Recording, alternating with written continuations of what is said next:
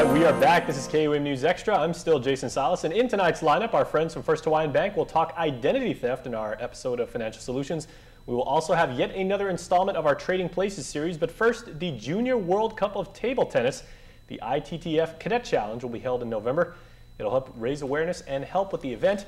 And here to promote that, our Guam Table Tennis Federation, along with the Regalu Foundation, they'll be hosting an event for the special training camp for all local table tennis athletes.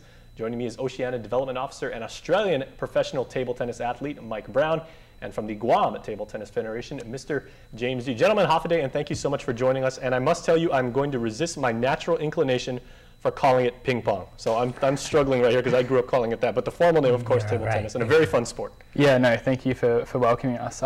Ping pong was an original name. There was also whiff-waff at some stage, but table tennis is the official name. It's the official name of the International Sports Federation, which is the International Table Tennis Federation. Now, I must say, you might probably have the best job in the world because you basically go around, share your passion, your enthusiasm for the sport, and then you also help develop it in other communities. And what are some of the challenges that you've seen about, bringing, your love of sport to different places? Yeah, so I guess growing up throughout my whole life, I've played a lot of sport, and table tennis was probably my greatest passion with sport.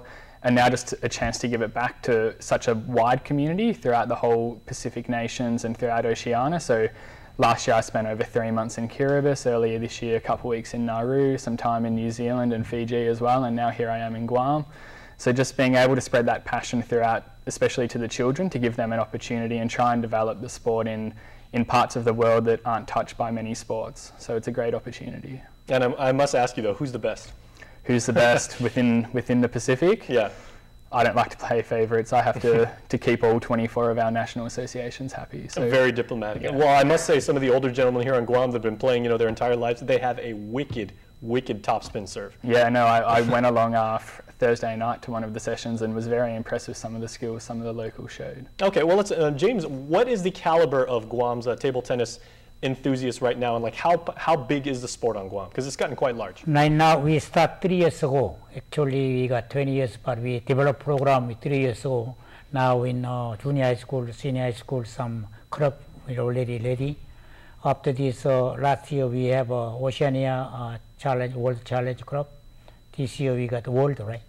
The World Cadet Challenge. Cadet Challenge, then we can make elementary school we start. So our purpose, the interscholastic program. Also, we start now Calvo Select Care sponsor to 19 district mayor's office. Donation, so we every day, every village, we training camp. After this, we go Jigo, tomorrow Shinanya, all over. We're gonna training. Okay, so Mike, let's talk about some of the aspects of the training camp. Now, you said you're working with young people, and as James just said, his very excellent efforts have helped bring it up at the high school level and really gotten the youth an appreciation for the sport. So what are you going to be doing? Yeah, so essentially what we try and do from a development point of view from Oceania Table Tennis is try and target people between the ages of 10 to 12. That's sort of a prime age we find to begin table tennis. If you start beginning a bit later, you might find you're a bit more late to the sport, I guess you'd say. A lot of the learning happens in the beginning, especially for a 10 to 12-year-old. You can really improve a lot in those 3 years, and then trying to catch up with your peers later on can be difficult. So we generally try and target primary school, elementary school students, and that's sort of the focus I'll be doing through a training camp over the next 2 weeks, which is being held at the Tumaning Gym, trying to focus on younger students and younger athletes to give them future and potential. What are some of the challenges for young people picking up the sport, like for the very first time? Is it the mechanics or the physics of the paddle against the ball? With table tennis, hand-eye coordination is probably the most basic skill, but also the hardest skill to learn, and also being able to produce spin on the ball. So a lot of people, if they come up into their first match they've ever played and somebody comes out with a side spin serve or a back spin or a top spin and they've never seen it before, that can be very challenging. And other people just find, we've just got to remember that the easiest way to win a point is to keep the ball on the table. A lot of people think you need to hit it hard. You don't need to hit the ball hard as long as you can just keep it on the table. All right. So how can people sign up for the event? Because I know, us talking about it tonight, you're sure to get a huge surge of interest and everything. Are there still spots available? Yeah, so there are still spots available. So people can just turn up in the morning for a sign up at the Tumaning Gym. We'll be there from 8:30 a.m. each morning from Monday to Friday this week and next week, so finishing on the 13th of July. And just anyone signing up and coming between 8:30 a.m. and 9 a.m., just sign up on a day and we'll be happy to accommodate you. Okay, so one last question, because, you know, of course, you know, you tour all over Oceania teaching people how to play.